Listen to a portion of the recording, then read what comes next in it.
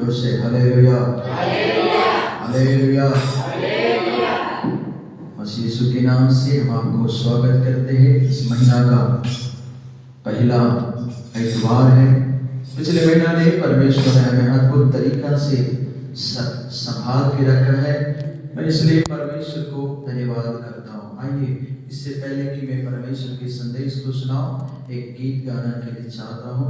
आइए मिलके हम एक गीत गाए, उसके बाद परमेश्वर के वचन की ओर हम जाएंगे। जिसके पास खंजरी है आप खंजरी ले सकते हैं। आइए मिलके इस गीत को गाएंगे। तेरा फजल मेरे लिए काफी है, तेरा फजल मेरे लिए काफी है, तेरा फजल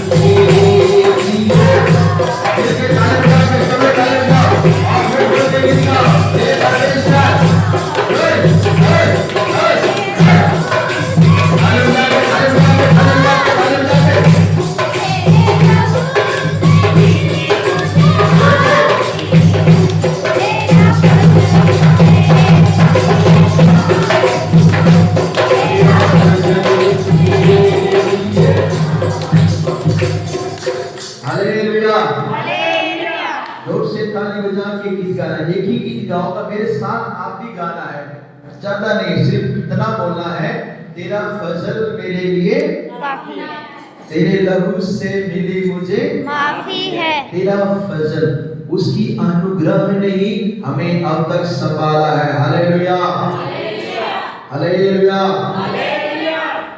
मिलके हम इस गीत को गाएं। भैया नीचे रखो, आपको मिल जाएगा। हालेलुया ताली बजा के, सब लोग ताली बजा के परमेश्वर की आराधना करना है। तेरा फजल मेरे लिए काफी है, तेरा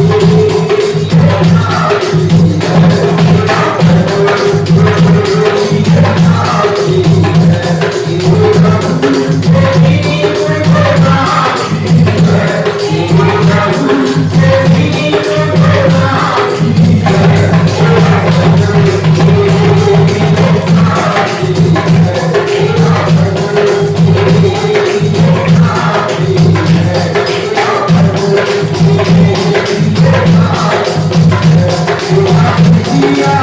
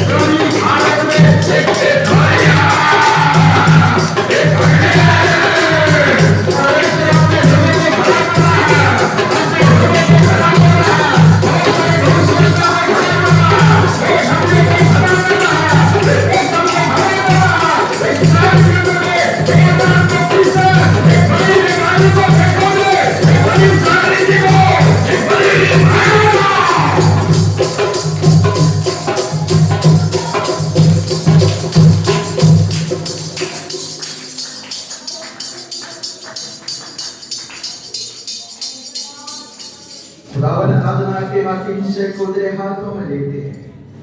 अपने वचन से हमें बातचीत करे प्रभु जी। सारी महिमा आदर आपको देते हैं, यीशु के नाम से मांगते हैं, आमीन आमीन।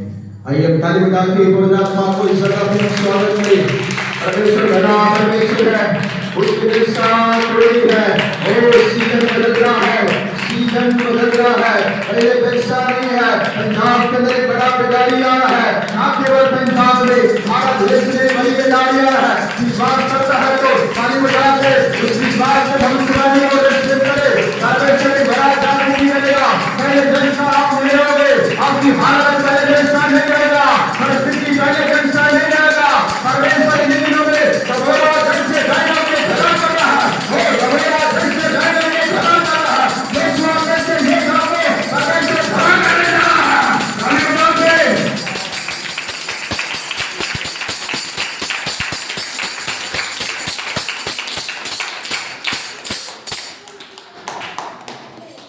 आइए परमेश्वर की वचन की ओर हम जाएंगे। हमारे साथ आप निकाल सकते हैं मरकुस का किताब, उसकी 5 अध्याय। मरकुस की किताब 5 अध्याय, उसकी पहली आयत। मरकुस रचित सुसमाचार 5 अध्याय, उसकी पहली आयत।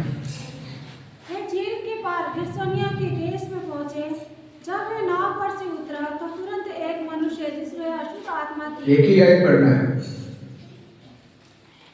पढ़ो दोबारा पढ़ो। वे झील के पार गिरसोनिया के देश में पहुंचे।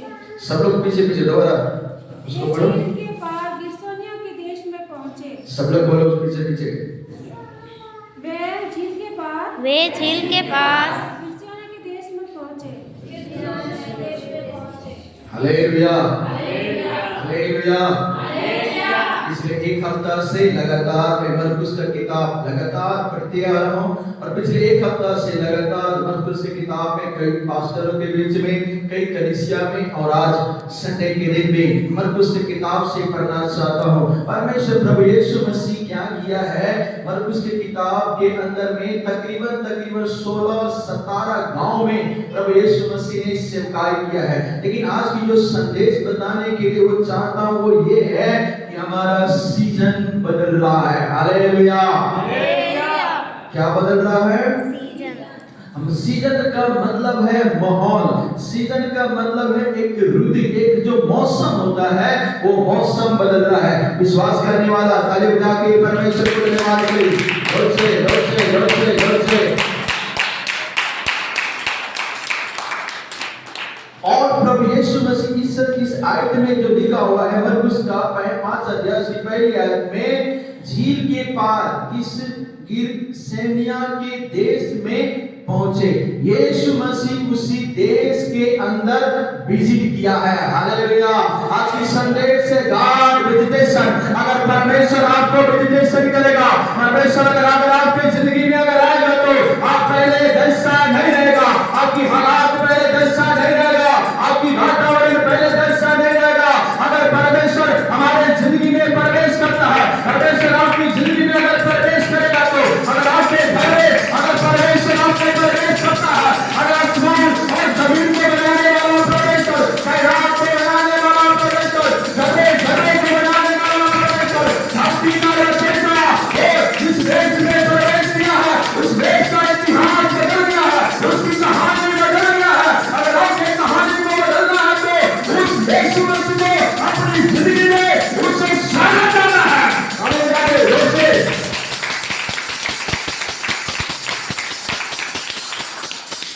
यहाँ पे कहानी इस रीति से है, तकरीबन 17 पिंड में, 17 गांव में यीशु मसीह गया। एक बात आपको बताना चाहता हूँ, 17 गांव में यीशु मसीह गया। उस हरेक गांव की जो समस्या था अलग अलग का। किसी जगह में वो गांव पूरी भूत आत्मा से, भूत ग्रस्ती से, जादू टोना से भरा हुआ है। कोई गांव ऐसा है वहां पे सारा अशुद्ध आत्मा से भरा हुआ है। कुछ गांव ऐसा है वो गांव पूरा बीमारी लोगों से जकड़ा हुआ है। कुछ गांव ऐसा है वो हमेशा शिक्षित लोग हैं। कई गांव ऐसे हैं जो परमेश्वर को जानना नहीं चाहते हैं। ऐसे गांव है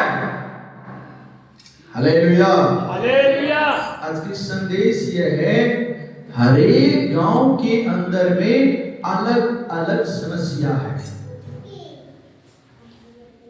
एक तरफ पूरी तरीका से समस्या है, लेकिन दूसरी तरफ चाहे कुछ भी समस्या हो, उसको सामना करने की सामर्थ यीशु मसीह में है। यीशु मसीह ने कहा, ये थके और भोग से दबे हुए लोगों, मेरे पास आओ, मैं तुम्हें विश्राम दूंगा, मैं तुम्हें आराम दूंगा। यीशु मसीह ने मैं भोगे में से जीऊंगा।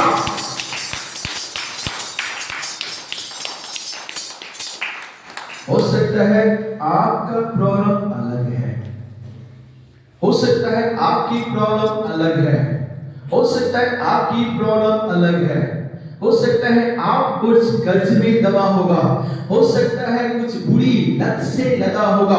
एक दूसरे का समस्या एक दूसरे से बिल्कुल अलग है। कई घरों में जाने से हमेशा जादू टोना की बदबू आता है, कई घरों में जाने से हमेशा बीमारी हमेशा कई पीढ़ी से चला आ रहा है। कई घरों में जाएंगे तो बेश्यापन की आत्मा काम कर रहा है, कई घर में जाएंगे तो व्यभिचार की आत्मा, गांव के सैनिक कई लोगों के साथ गलत संबंध करके रखा हुआ है, उसकी महक उस घर के अंदर में ठहरा हुआ है। कई लोगों के घर के अंदर में हमेशा धोखा देने वाला, षड्यंत्र रचने वाला एक ऐसी वातावरण बना रहता है। कई घरों के अंदर में यीशु मसीह को ना मानने वाला विचार घर के अंदर बना रहता है। लेकिन आज की संदेश सही है, यीशु मसीह ने कहा, यीशु मसीह का एक विजिटेशन वो जिसकी गांव में वो प्रवेश किया है, जिसकी जिंदगी में वो प्रवेश किया है, उसकी जिंदगी को बदल के रख दिया है। अगर बदलना चाहता है तो ताली बजा के परमेश्वर को धन्यवाद करें। अगर आपकी हालत बदलना है तो, परिस्थिति बदलना है तो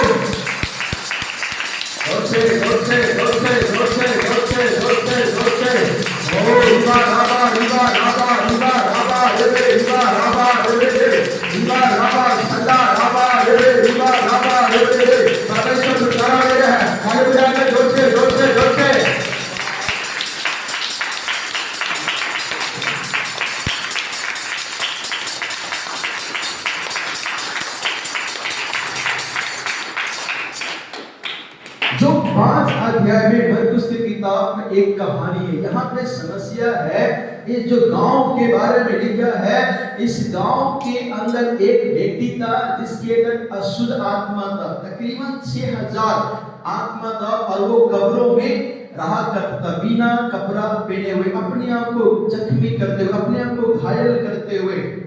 अब एक बात बताएं, हर एक गांव की एक अलग ही कहानी है। Hallelujah hallelujah hallelujah hallelujah hallelujah hallelujah. हर एक गांव का एक अलग ही इतिहास है। इस गांव का इतिहास ऐसा है, मिस्र के गुलामी से इस्राएली लोगों को, मिस्र के गुलामी से मूसा नबी जब सबको छुड़ा के लेके जा रहा था, एक जगह में आया। वो जगह का नाम, उस नदी का नाम जो था, वो नदी के पास में आने के समय में यरदन नदी के पास आने के समय में परमेश्वर ने मूसा नबी के द्वारा कहा, सब आप लोग कहां जाना है? कनान देश में जाना है। लेकिन यहाँ पे 2 गोत्र है। पहला है वो एक गोत्र है आशेर गोत्र, दूसरा है नफ्ताली। ये दोनों गोत्र क्या करता है? मूसा नबी से कहता है हम नहीं जाना चाहते वहां पे।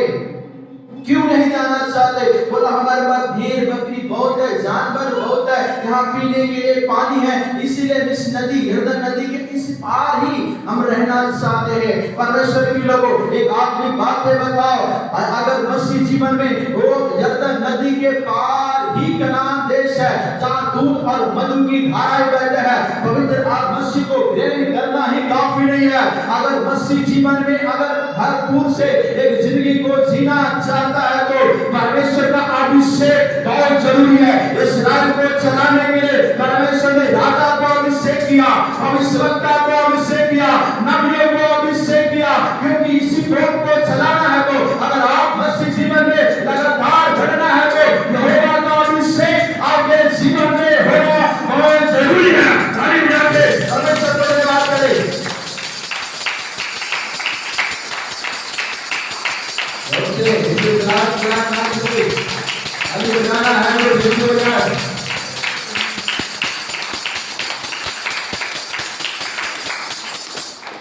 यहाँ पे कहानी इस रीति उस समय में यरदन नदी जो इतना हरा भरा दिख रहा था, लेकिन अब वो जगह कब्रिस्तान बना हुआ है। अब वो जगह भूत का बसेरा बना हुआ है। इस गांव में इस रीति की समस्या था। आपका जीवन में क्या समस्या है? कई विश्वासी की जिंदगी में शैतान काम करता है। इस मरकुस की किताब पढ़ने के समय में आगे जाके अगर पढ़ेंगे तो कई ऐसी जगह लिखा है, आराधनालय में प्रभु यीशु मसीह गया, एक व्यक्ति आराधना कर रहा है, उसके अंदर दुष्ट आत्मा है। लूका की किताब में ऐसी रीति से लिखा हुआ है कि एक व्यक्ति, दो व्यक्ति कलीसिया में बैठ के आराधना कर रहा है। एक व्यक्ति बगल में है जो उसके दुष्ट आत्मा है, और बगल में बैठा हुआ व्यक्ति को पता नहीं कि इसके अंदर दुष्ट आत्मा है। और वहां पे ऐसा लिखा है, बिना उसको डिस्टर्ब किए हुए, बिना अगले व्यक्ति को तोड़े मरोड़े किए बगैर, बिना शरीर के अंदर हलचल किए हुए इसमें से निकल गया। Hallelujah, hallelujah, hallelujah, hallelujah.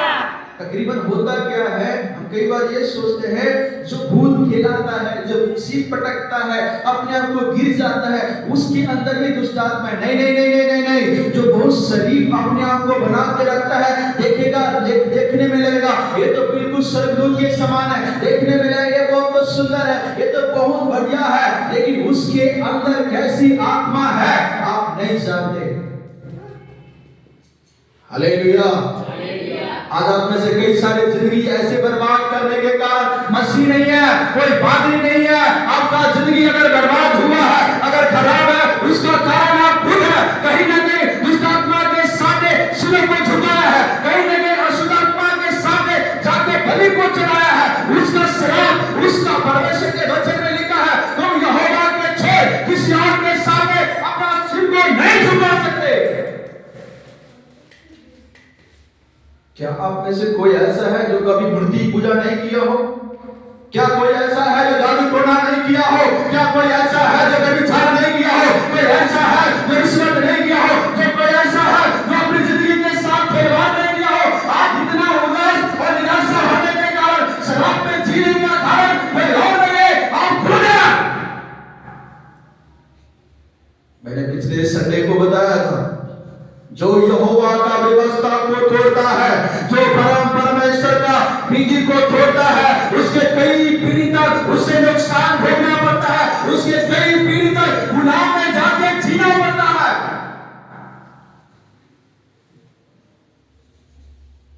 इसका एक समस्या था। एक और आपको बताता हूं इसी का। मरकुस की किताब उसकी 10 अध्याय निकाले,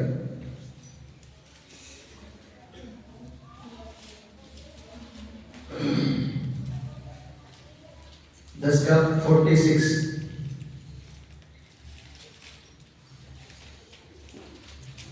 वे यरीहो में आए, और जब वे और उसके चेले और एक बड़ी भीड़ यरीहो से निकलती थी, तब तिमाई का पुत्र बरतिमाई, बस पहला गांव का नाम क्या था? गेत्सेमनी। पहले गांव का नाम क्या था? क्या नाम था? गेर्सोनिया। सब लोग बोलो क्या नाम है? गेर्सोनिया। सब लोग बोलो गांव का नाम क्या है? गेर्सोनिया। उस गांव में क्या समस्या था? भूत की समस्या। एक व्यक्ति के अंदर में दुष्ट आत्मा रहता था। जो वो व्यक्ति कहाँ रहता है? कब्र में रहा कर। लेकिन दूसरा गांव की समस्या देखो। दूसरा गांव का नाम है यरीहो। क्या नाम है? येरियो। सब लोग इधर देखो, क्या नाम है? येरियो। क्या नाम है? येरियो। क्या नाम है? येरियो। हमने कई बार एक गीत भी गाता है ना, यरीहो के किनारे अदमुआ परदा, उसने दाख रस और तेल उंडेला। उसका कारण क्या है? इस गांव के अंदर कैसा है? अंधे लोग, भिखारी लोग, डाकू लोग, कई अधिकारी भी हैं।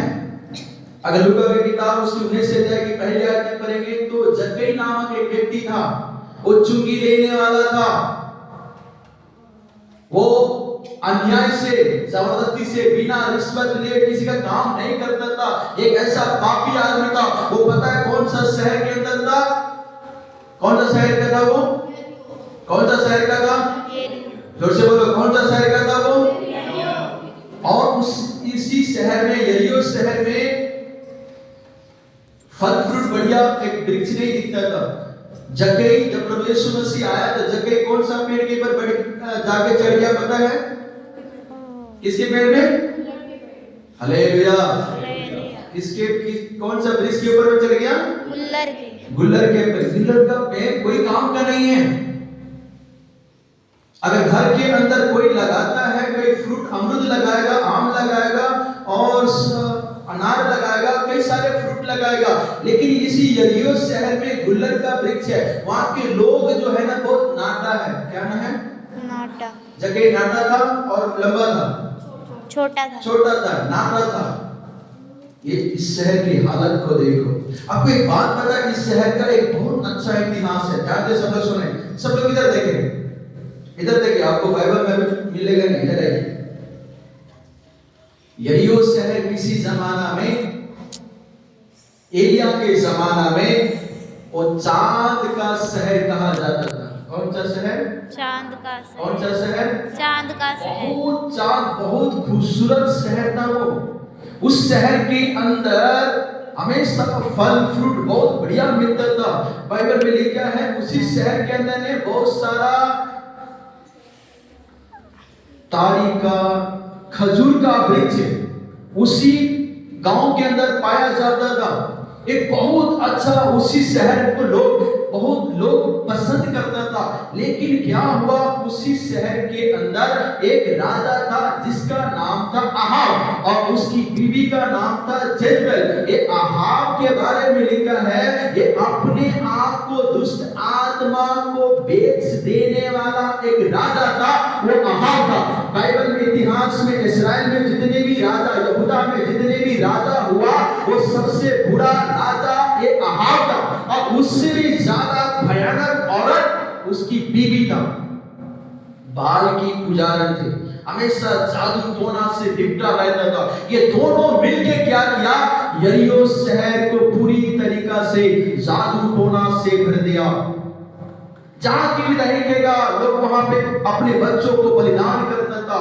लोग व्यभिचार में फंसा। उसकी जेजबेल जो अहाब का जो बीवी है जेजबेल, हमेशा लोगों को पकड़ के व्यभिचार करने वाली आत्मा उसके अंदर रहा जाता था। इसलिए प्रकाश शिवा के वक्त में लिखा है, तुम तो बाहर में व्यभिचार करते हो, तुम्हें तो पता भी नहीं चला तुम्हारे कलीसिया में कब ऐसी औरत खड़ा हो गया, अपने आप को नबी और भविष्यवाणी कहती है, और वो बाहर में दुनिया में संसार में व्यभिचार और जादू टोना से भरा हुआ है। तुमने अपने कलीसिया के अंदर में, अपनी जिंदगी में वो ऐसी व्यभिचारी औरत को बैठा के रखा है जो किसी समय में तुम्हारी जिंदगी को खराब कर सकता है। हालेलुया। एक बात बताए, अगर सैमसन से पूछे, सैमसन तू तो इतना अभिषेक से भरा हुआ सेवक है, तू इतना मसा से भरा हुआ, तू मां के गर्भ से चुना हुआ एक नाज़िर कहलाता है, पर तू आज कुत्ते की मौत क्यों मर रहा है? वो सैमसन कहता है, उसका कारण ये है, मैंने एक औरत के जान के ऊपर में सिर रख के सोया है। एक उग्रवादी, एक आतंकवादी जिसने मेरी जिंदगी को पूरी तरीका से खराब कर दिया है। ऐसे ही शहर का यरीहो शहर, एलिया के समय में परमेश्वर ने एलिया नबी को खड़ा किया। सब लोग इधर देखे, सोना नहीं है। Hallelujah, hallelujah. परमेश्वर ने एलिया नबी को खड़ा किया और बोला, जाके अहाब के सामने तुझे खड़ा होना है, क्योंकि देख मेरी प्रजा को ये जादू टोना में लेके जा रहा है। और एलिया के समय में यरीहो शहर थोड़ा से सुधर गया, थोड़ा से वहां पे माहौल सही हुआ, लेकिन पूरी तरीका से बदला नहीं यरीहो शहर। यहां तक राजा अहाब, उसकी बीवी ने बोला, मैं एलिया नबी को सिर को कटवा दूंगा। राजा तेरे विरोध में जो भी खड़ा होगा हम उससे मरवा देंगे। और जेजबेल ने एलिया को मारने के लिए षड्यंत्र रचा। जब एलिया को मालूम हुआ अपनी जान बचा के वो भागने लगा, लेकिन यहोशू के समय उसी यरीहो शहर को पूरी तरीका से सत्यानाश कर दिया। ताली बजा के परमेश्वर को धन्यवाद दें। जो काम भविष्यवक्ता नहीं कर सकते, एक आराधना करने वाला कर सकता है। जो काम आपके लिए भविष्यवाणी करूंगा वो उतना अफेक्ट नहीं होगा जितना आपकी आराधना आपको छुटकारा लेके आ सकता है। ताली बजा के परमेश्वर का धन्यवाद करें।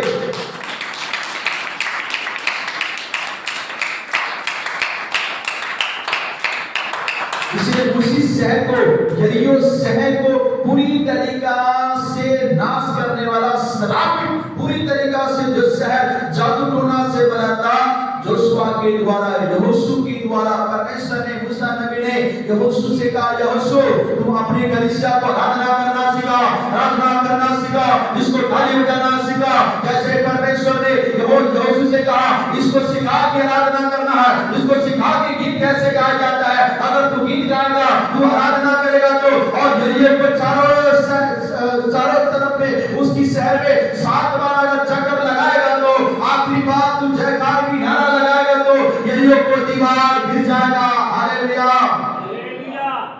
मैं आपको एक बात बताऊं, आपकी आराधना ही आपको छुटकारा लेके आएगा। पौलुस और सीलास जेल के अंदर था, उसे कोई गीत गाना नहीं आता ढंग से, कोई वहां पे बजाने वाला कोई नहीं था, वहां पे ढोल बजाने वाला नहीं था, लेकिन धर्मशास्त्र कहता है जब ये दोनों आराधना किया है, दोनों जब गीत गाया है, आसमान से परमेश्वर का अभिषेक उसके ऊपर उतरा और उसकी बंधन खुल गया है। अगर आपकी जिंदगी में छुटकारा चाहिए तो आराधना करके, ताली बजा के परमेश्वर को धन्यवाद करें। कलीसिया उसी जवाब में जोर से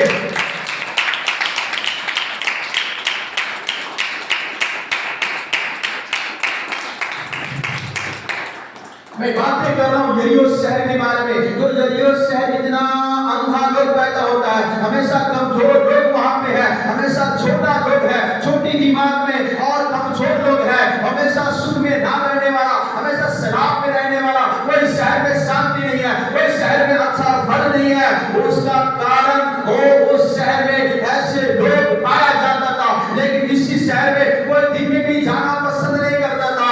लेकिन एक बात पता है, आसमान और जमीन को बनाने वाला परमेश्वर जब दुनिया में मानव जाति बन के वो हमारे लिए दुनिया में जन्म लेके जब वो भरा हुआ यरीहो शहर में प्रवेश किया, अगर आपके जीवन में प्रवेश करेगा तो आपका मेंटालिटी बदल जाएगा, आपकी हालत बदल जाएगा।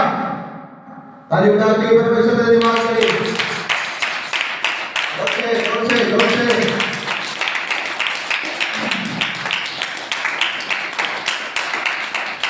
क्यों तुम्हारे घर में विज्ञापन की आत्मा काम कर रही है? क्यों तुम्हारे घर के अंदर जादू टोना की काम कर रहा है? ये यरीहो शहर में एक अंधा व्यक्ति है। आपको एक बात पता है, कुछ समय पहले यहाँ में गवाही दे रहा था कि जब तक आदमी आंखें खुलेगा नहीं, आप परमेश्वर के काम को नहीं देख सकते।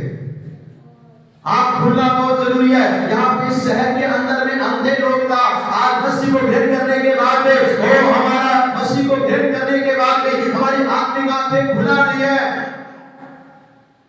ये शहर ऐसा शहर था।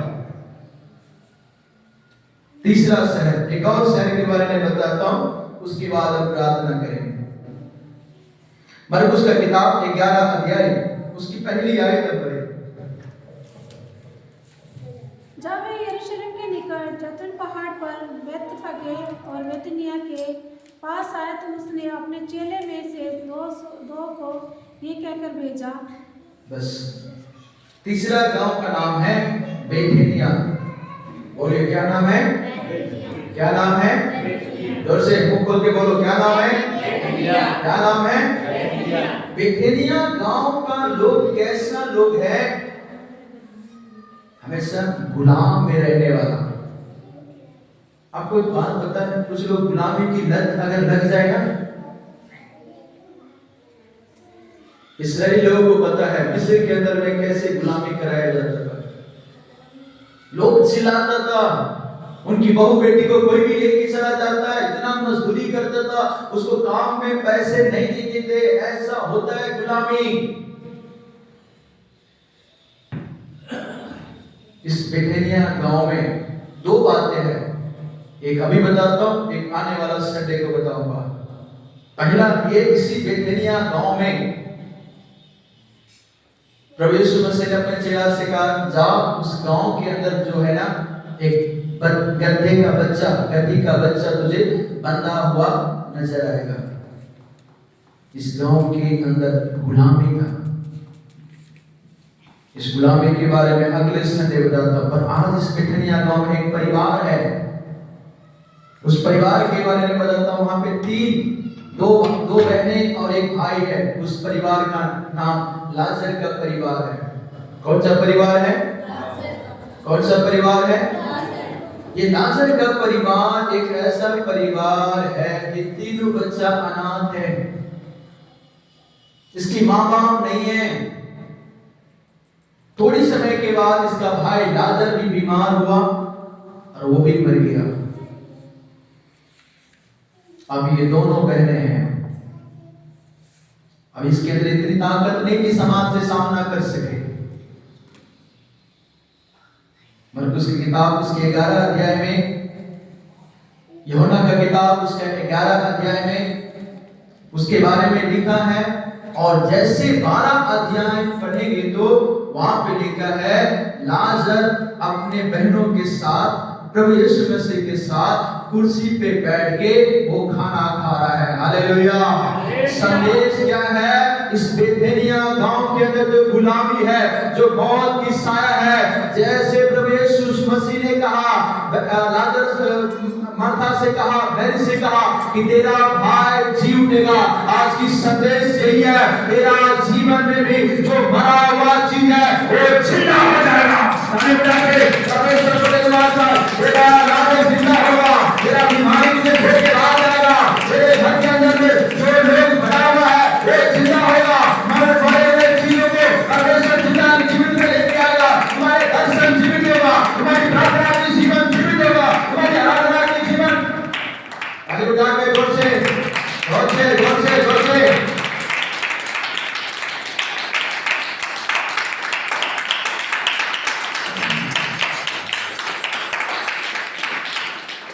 आज की जो संदेश क्या है पता है? इस 3 गांव के अंदर में 3 तरीका की समस्या है, पर फिर भी उस गांव के अंदर हालात परिस्थिति को बदलने का कारण है गॉड विजिटेशन, यीशु मसीह का विजिटेशन। अगर आपकी घर के अंदर दुष्ट आत्मा आपको सता रहा है, दुष्ट आत्मा आपको तंग कर रहा है, आपके घर के अंदर व्यभिचार की आत्मा है, अगर आपके अंदर घर के अंदर कर्ज है, आपके अंदर घर का अंदर बीमारी है, यीशु मसीह को अपने साथ में अपने घर में लेकर जाइए। यीशु मसीह आपकी जिंदगी को, आपकी घर की हालात को बदल देगा।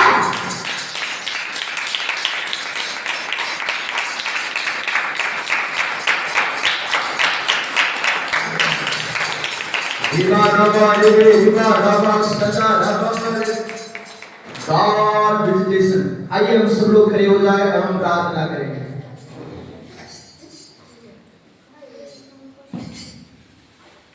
Hallelujah hallelujah hallelujah. सब लोग मिलकर दुआ करें, सब लोग खड़े हो जाए। Hallelujah hallelujah. कोई बाहर न जाएंगे। रिबा राबा सदा राबा रिबरेबी ओ रिबा राबा।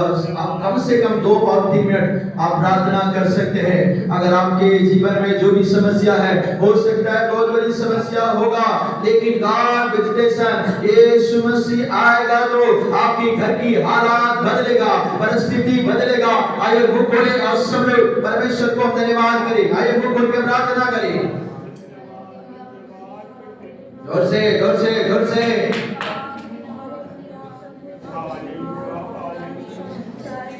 परमेश्वर प्रभु यीशु मसीह ने कहा, ना तो तू ठंडा है ना तो गर्म है, भला होता कि तू गर्म और ठंडा होता, मैं तुझे इस्तेमाल करता। Oh, riba, raba, sanda, raba, rebrebe. Oh Lord, we need your visitation, oh God. प्रभु यीशु मसीह का अगर विजिटेशन आएगा तो, ओ हमें अगर विजिट करने आएगा तो मेरी जीवन सीधा हो जाएगा. Oh, visit my family, oh God. Visit our church, oh God. We need your visitation, oh God. प्रभु आ मेरे जीवन की हालात को देख, मेरे परिवार की हालत को देख, मेरी कलीसिया की हालत को देख. परमेश्वर देख, मैं तेरे सामने प्रभु से ओ हाबिल के समान सीधा चलता हो कि नहीं चल रहा हो, कहीं कैन के समान तो नहीं हो. देख मेरे परिवार को, ओ देख मेरे परिवार को, कहीं एली के समान मैं बिचारी का पुत्र तो नहीं है. देख मेरे परिवार को, देख मेरे कलीसिया को, ओ सिमोनिया के कलीसिया के तमाम तो नहीं है. ओ जो प्रकाश वाक्य में लिखा है, एक ऐसी कलीसिया जो ना ठंडा है और ना गर्म है, ये तो कुछ काम करना ही नहीं चाहते, अशुद्धता से भरा हुआ कलीसिया. ओ लॉर्ड, तूने need your visitation, God. I am भले बजा के परमेश्वर को धन्यवाद करे. वो धन्यवाद करे, वो प्रार्थना करे. रिबा राबा संदा राबा रिबा राबा रे रिबा राबा रे रिबा राबा रे रिबा राबा रे रिबा राबा संदा राबा रे रिबा राबा रे रिबा राबा संदा राबा रे. कुछ लोग के घर के अंदर दुष्ट आत्मा काम कर रहे हैं. अगर आप प्रार्थना नहीं करते हो, पक्का आप अशुद्ध आत्मा से भरा हुआ है. अगर आप आज्ञाकारी नहीं है, अगर दान और दशमांश से अगर नहीं देते हैं, पक्का चोर की आत्मा, चोर की भूत की आत्मा. किताब में लिखा है, मिलाकी की किताब में लिखा है, जो दशमांश नहीं देता है उसके अंदर चोर और शराब की आत्मा काम करता है. अगर उसी अंदर से बंधा हुआ है, आज आजाद होने का दिन है. आइए हम ताली बजा के परमेश्वर को धन्यवाद करें.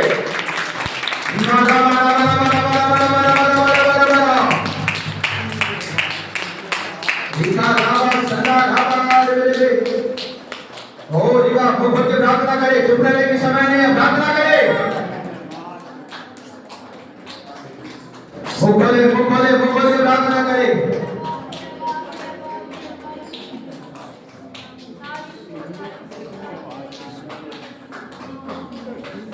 इस दुनिया के जगह में और एक व्यक्ति है जो दुष्ट आत्मा से जकड़ा हुआ है, ढंग का कपड़ा नहीं पहना हुआ है, वो नंगा रहता है. आप क्या सही कपड़ा नहीं पहनते हो, पक्का आपके अंदर दुष्ट आत्मा बना हुआ है. अगर कोई सही से कपड़ा नहीं डालता है तो दूसरों को तन दिखाने वाला, दूसरे को शरीर दिखाने वाला, दूसरे को ललचाने वाला अगर ऐसी आत्मा से है, पक्का दुष्ट आत्मा से ग्रसित है. अपने आप को हेट करने वाला, अपने आप को नफरत करने वाला, इस व्यक्ति के अंदर जो दुष्ट आत्मा अपने आप को जख्मी करता था. क्या आप अपने आप को जख्मी कर रहे हो? क्या अपने आप को नफरत कर रहे हो? तुम आप ये कहते हो कि क्या मेरे कोई काम का नहीं है, मेरा शरीर कोई काम का नहीं है, मेरा मन कोई काम का नहीं है, मैं तो फालतू हूँ. अगर ऐसी बात कह रहा है, दुष्ट आत्मा से झगड़ा हुआ है, दुष्ट आत्मा को पकड़ा हुआ है. और परमेश्वर ने मुझे और आपको एक प्यार किया है. ये परमेश्वर प्यार करने वाला, आदर करने वाला परमेश्वर है. परमेश्वर कहता है, मेरा बेटा, मेरे बेटी, मेरे हाथों में आ, मैं तुझे आदर करूंगा और इस्तेमाल भी करूंगा.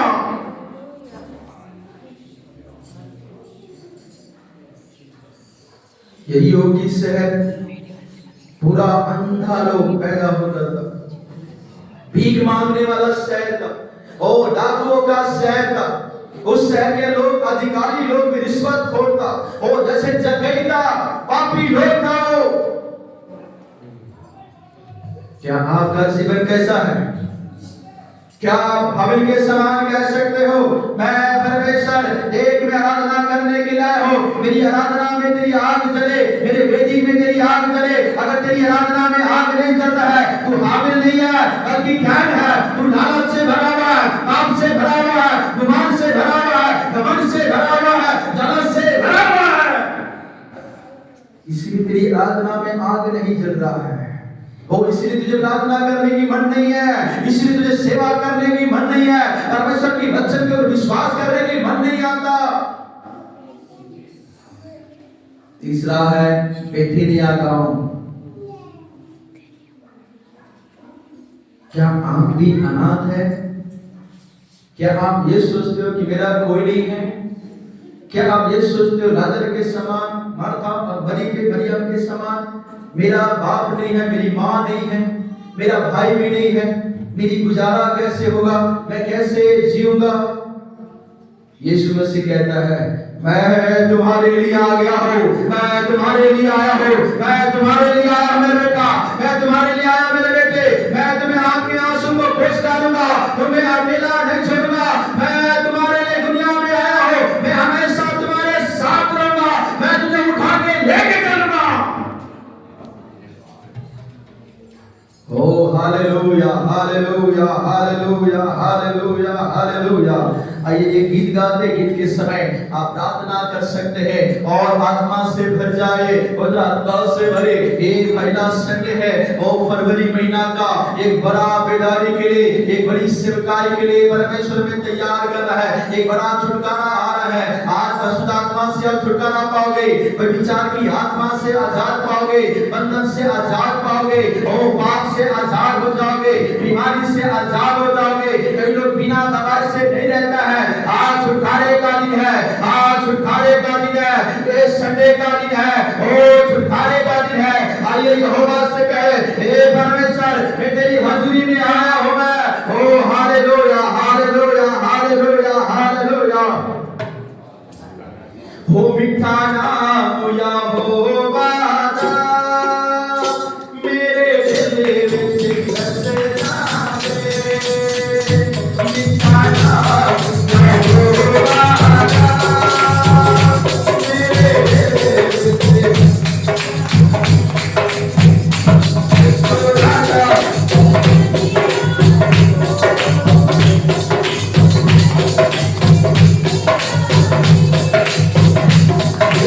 राजा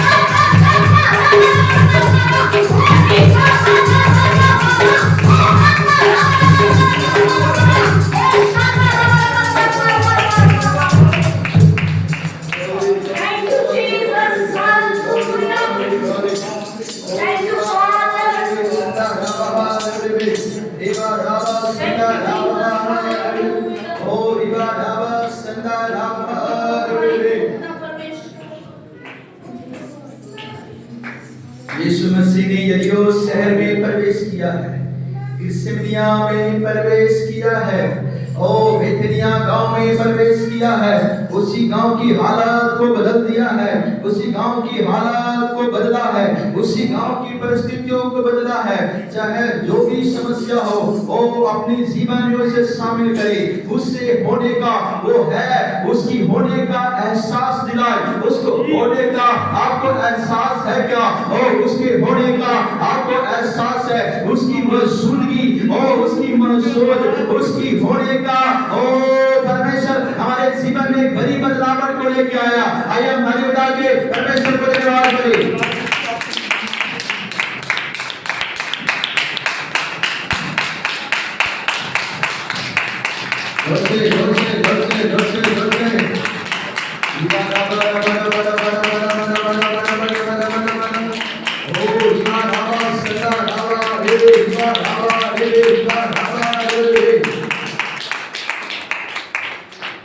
खुदावन धन्यवाद करते, आराधना की बाकी हिस्से को तेरे हाथों में हम समर्पण करते, ब्लेस कर, सारी महिमा हम आदर आपको देते हैं, यीशु के नाम से मांगते हैं पिता, आमीन। आइए जोर से ताली बजा के पवित्र आत्मा को धन्यवाद करें।